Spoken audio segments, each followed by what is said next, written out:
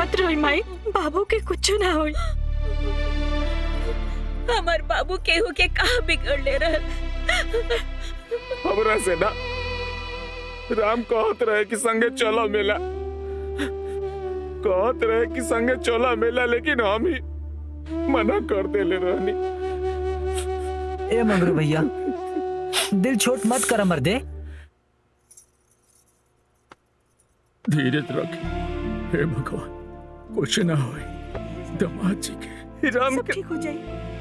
का हो गए यार, हमनी के गलती रहे।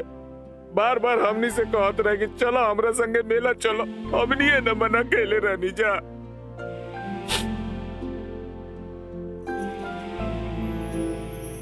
डॉक्टर साहब, हमार दामाद ठीक बाड़े नु? देखिए, इनके सर पे काफी चोटें आई हैं, काफी खून बह चुका है। अरे डॉक्टर साहब, हमारे बाबू ठीक तो हो जाइए ना। अभी तो हम कुछ नहीं कह सकते हैं, ईश्वर पे भरोसा रखिए, सब कुछ ठीक हो जाएगा।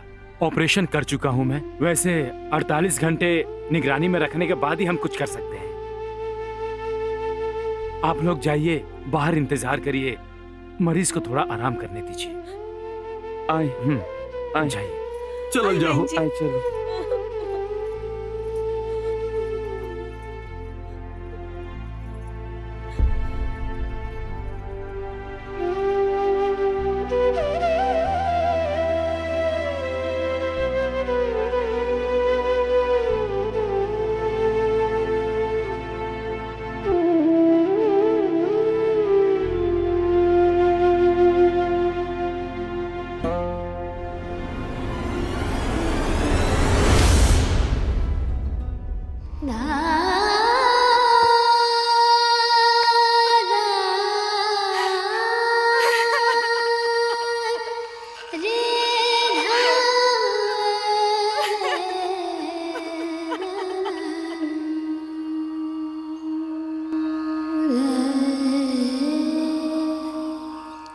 सीता, का भइल?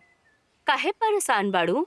नीतू, ओ दिन शिवरात्रि के रात में प्रधान के लड़का से जवन लड़का हमनी की जान बचौलस, वो हमार राम रहे। ये तो अच्छा बात बा।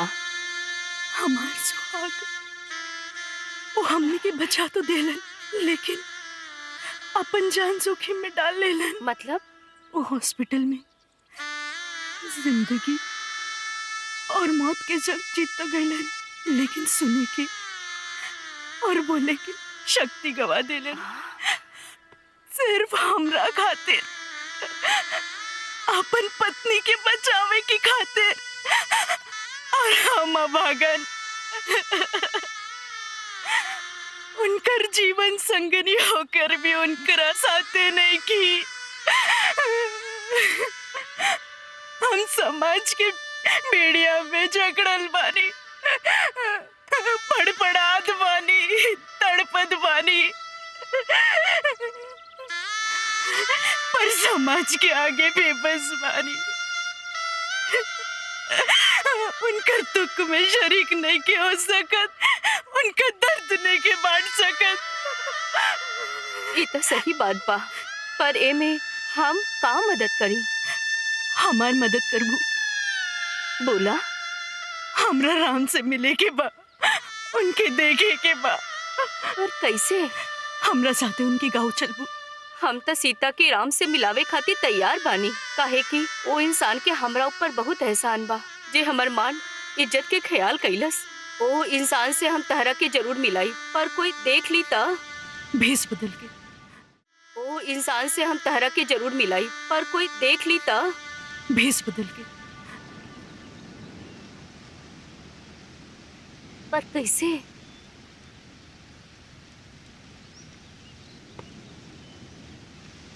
चलो चलो।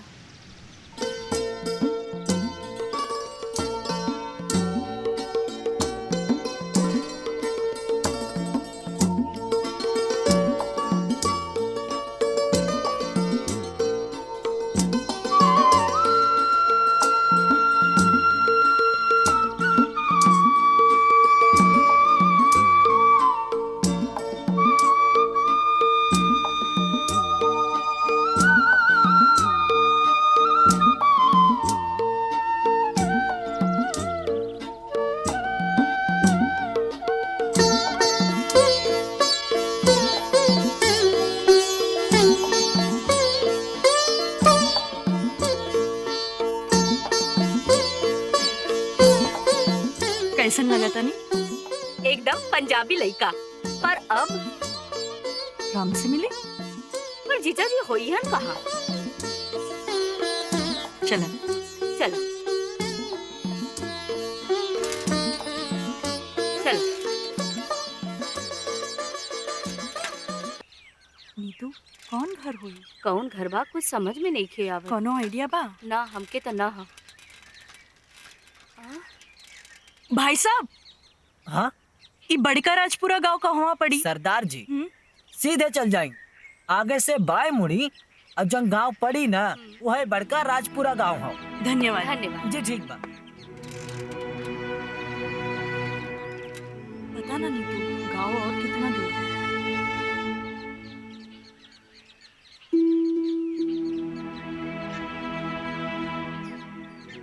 राम, ये हुए राम।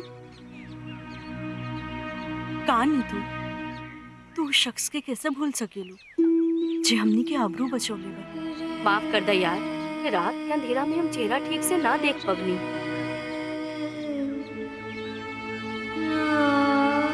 राम,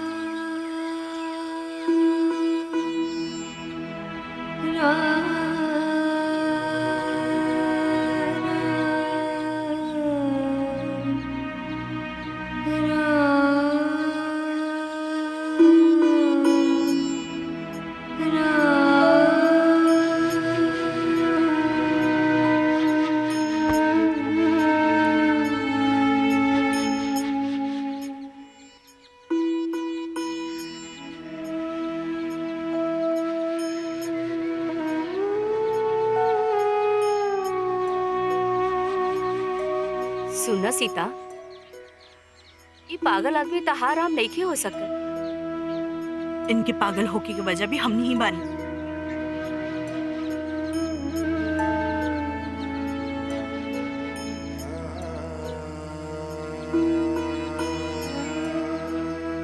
देख नीतू, वो दिन हमनी के बचावे के चक्कर में इनकर कपारे पे चोट लागल रहे, निशान भी बा। निशान तबा सही कहता रे।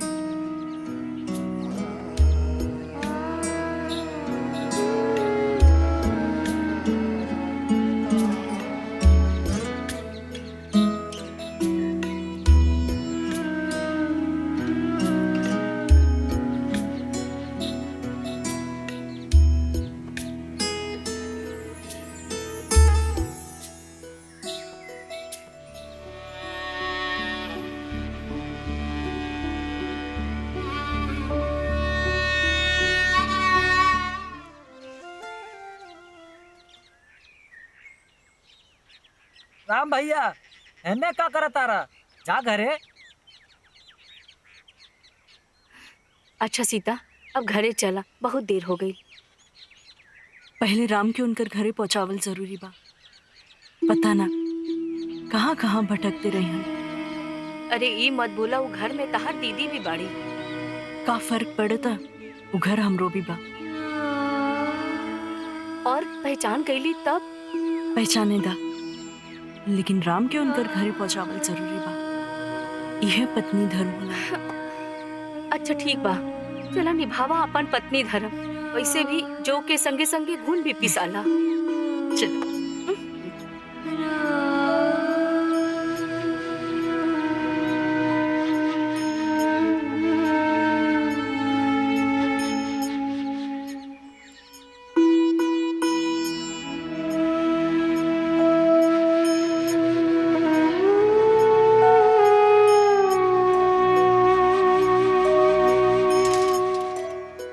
कोई है?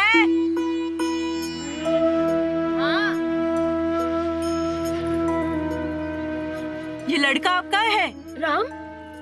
हाँ, का कहीं भाई साहब, भगवान तो हमारी दुनिया ही उजाले ले। संभाल कर रखिए इनको, ये इधर उधर भटक रहे थे। बड़ी मुश्किल से संभाल कर लाया हूँ। अच्छा, इनकी शादी वादी हुई है कि नहीं? हो गई बा, लेकिन गौना बाकी बा। ये गौना क्या होता है? हमरे यहाँ कम उम्र में ब्याह हो जाला, और जब लड़की सियान हो जाले, घर परिवार जिम्मेदारी संभाले लायक हो जाले, तब जाके गौना होला। तो माँ जी, इनका भी गौना करा दीजिए। हो सकता है इनकी पत्नी के आने के बाद इनके हालत में सुधार हो जाए। हाँ सरदार जी, आप ठीक कहा तानी, लेकिन बाबू ठीक हो जाए, ओकरी बात से गौना हो जाए, ताकि लड़की के कोनो तकलीफ ना होके। आप लोग एक बात बताइए, अगर यही दुर्घटना उस लड़की के साथ हुई होती तो क्या आप लोग उसको स्वीकार नहीं करते? काहे ना जी, ब्याह के बाद तो वो लड़की हमारे घर के सदस्य और जिम्मेदारी रही। तो मुझे भी लगता है वो लड़की मना नहीं करेगी, क्योंकि औरत चाहे किसी भी मजहब की क्यों ना हो, शादी के बाद पति और पत्नी सुख दुख के साथ ही होते हैं। अरे हमनियों का तो सुख दुख के साथ ही है सर। मामी, हमने राम के खोजत खोजत ठेवना के पसीना कपार पे चढ़ा लेनी जा, ई कहवा मिलल? ये सरदार जी ले आइले बाड़न। अरे तब खड़ा काहे बाड़े? बैठाओ बैठाओ हाँ। बैठाओ। बैठी बुलाओ, सरदार जी। आए सरदार जी। हाँ बैठाओ बैठाओ।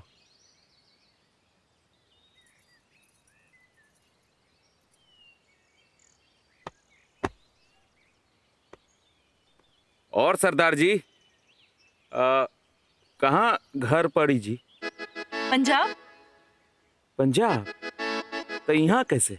वो क्या है ना, हमारा दोस्त छोटे लाल, वो पंजाब में काम करता है, तो उसी की शादी में आया था, तो उसकी बहन नीतू उसी के साथ यहाँ घूमने आया, फिर आपके भाई साहब मिल गए। रउआ लड़की रहती नू, मतलब हाँ, बस बस आगे नहीं। अरे कहे के मतलब ई रहे कि रउआ लड़की रहती नू तो राम के साथ राउरे ब्याह करवा देती, काहे कि तू जितना ख्याल रखत रहलू है राम के। ये तो हमारे धर्म में है, इंसान इंसान का ख्याल रखता है बिना मजहब और जाति देखे हुए। अच्छा एगो बात पूछी? पूछिए। राउर दोस्त के बहन के ब्याह हो गइल बा? नहीं। और कोनो चक्कर वक्कर तो नहीं खे? अरे नहीं नहीं, मैं पहले से बुक हूँ। अच्छा अच्छा, फिर तो हमार लाइन साफ बा। बुढ़ापा में इश्क के भूत चढ़ता का? हाँ। अरे सुनी, 40 के तो हो गइल बनी, लेकिन अभियो दौड़ लगाई बनू तो 20 साल के लड़का फेल हो जाई। वैसे हमरा तो ना मालूम है। तारा तो कुछ नहीं के मालूम बकलोल, तो चुप ना रह सकता रे, बीच में बोलत जा। अच्छा माँ जी, अपने पुत्र का ख्याल रखिएगा।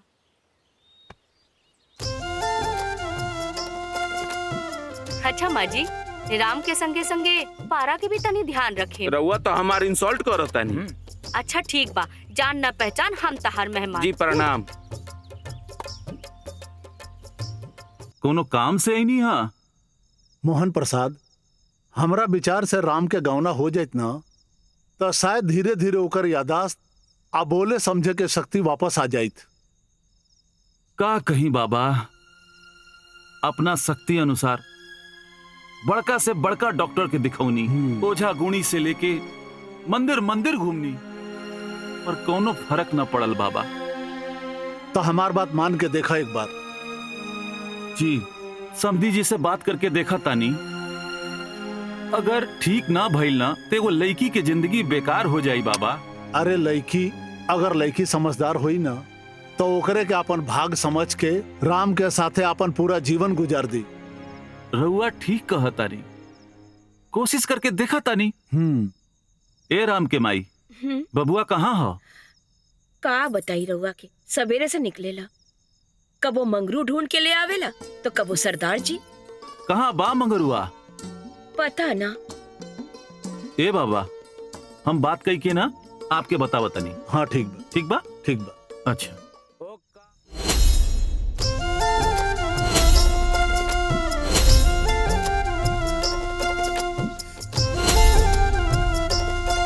राम, तोहरा की सिर्फ सीता समझ सकेगी और सीता की तू।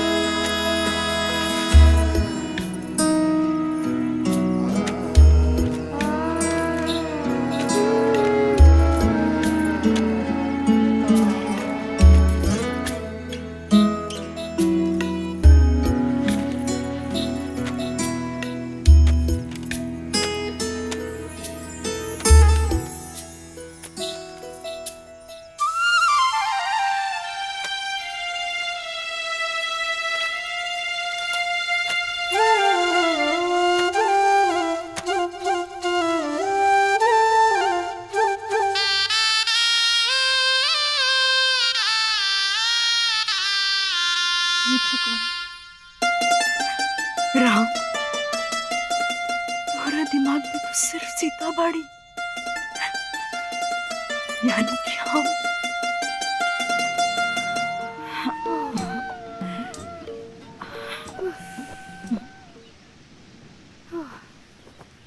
यार, आज तो हम फंसिए गए रहनी।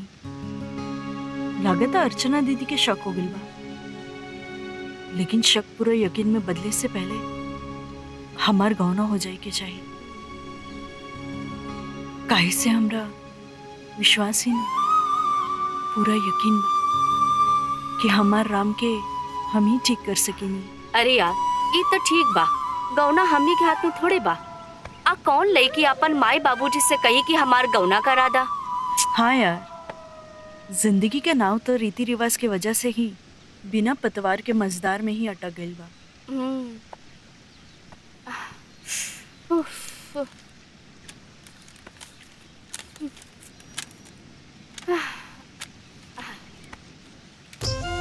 अच्छा ये बतावा, ये तस्वीर के बनेले बा? हमार केवट, केवट यानी कि हमार जिंदगी के नैया के खिवैया मतलब राम, जकरा दिमाग में हर वक्त सीता रहतिया। हम ये सोचतानी अगर ओकर दिमागी हालत ठीक रही तो वो सीता के कितना प्यार करी, जितना राम जी अपना सीता से करत रहनी। और तू का करबू? बाबूजी के फैसला के इंतजार।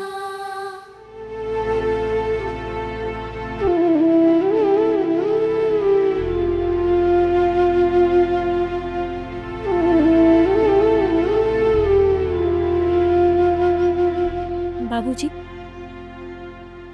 बाबूजी, हमरा देवन में तब तक कोनो कमी ना रहे जब तक वहाँ के संगे कोनो हादसा ना भई रहे। हादसा से पहले तो वहाँ के एकदम लक्ष्मण रही है, लक्ष्मण। लेकिन बाबूजी, जब से वहाँ के संगे हादसा भइल बा, वो ना ही ठीक से बोल पावेनी और ना ही बोले की कोशिश करेनी, बस इन्हें उन्हें देखत रहनी। और बाबूजी, आजकल तो वहाँ के बात बात में गुस्सा हो जानी। समझ नहीं आवेला कि आखिर हादसा भइल कैसे और हादसा होके की वजह का रहे।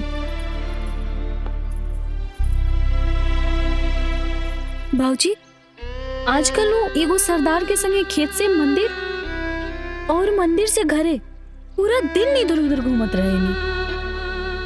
तू सब तो ठीक बा अर्चना, एगो बात बतावा, का सीता के गाँव ना राम के संग करवावल उचित बा?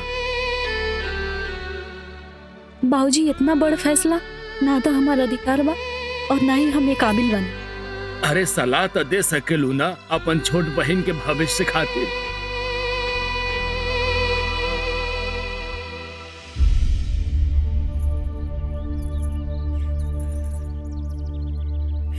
सीता, बाबूजी, जानबूझ के केहू अपना औलाद के कुआं में ना ढकेलेला। और अब ही सीता और राम में जमीन और आसमान के फर्क बा। और वैसे भी बाबूजी, अगर सीता के गौना राम से हो जाए तो सीता घुट घुट के मर जाए।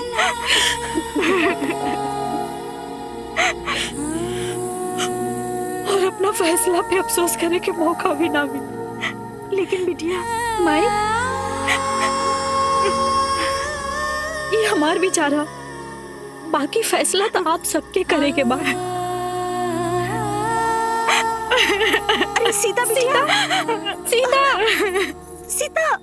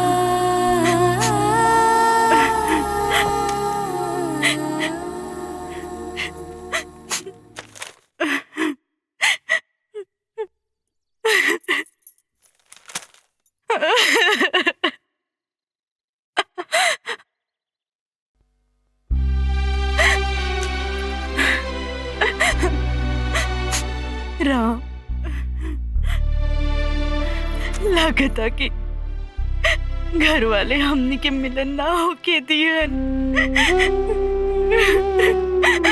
अरे हम तो अपना दिल पे पत्थर रख के खुद के समझा ले, पर हम तोहरा के कैसे समझाए जेकर दिल और दिमाग में सीता और उनकर तस्वीर बसल बा।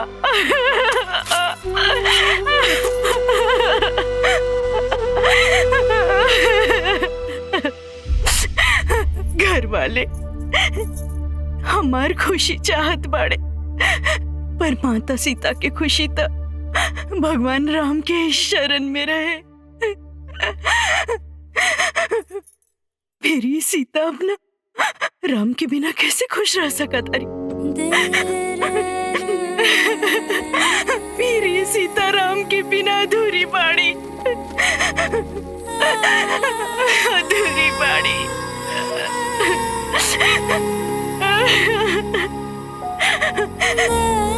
जैसे बिन बाती के दिया के कोनो मोल ना होला,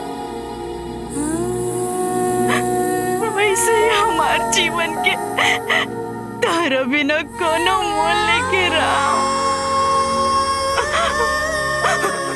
तू दिया और बाती हो,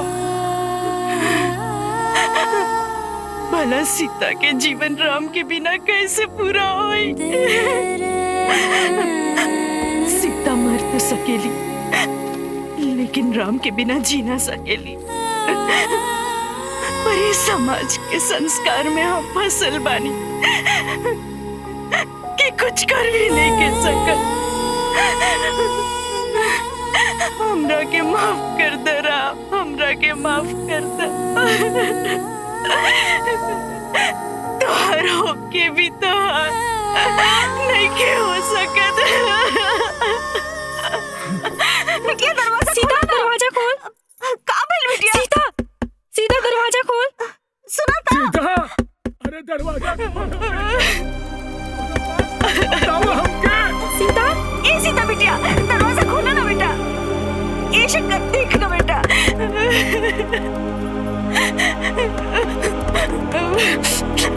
दरवाजा खोलो। सीता बेटा।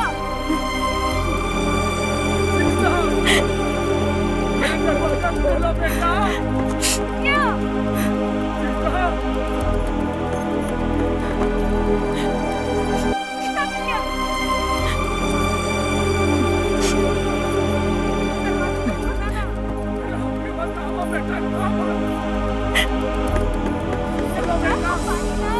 सीता दरवाजा खोल। दरवाजा खोला ना बेटा।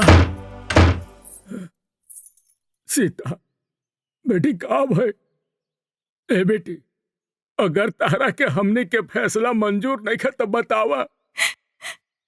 माई बाबूजी के फैसले के खिलाफ बगावत करे के ये हमार संस्कार में नहीं है, और ना ही रवा सिखौले बार। आप सबके फैसला हमके मंजूर। अरे बेटा, आप सब जे कुछ भी करब हमार भलाई खातिर करब। हाँ बेटा, महतारी बाप के फैसला पर औलाद के भरोसा ही संस्कार अकुल खानदान के मर्यादा के एहसास करावेला।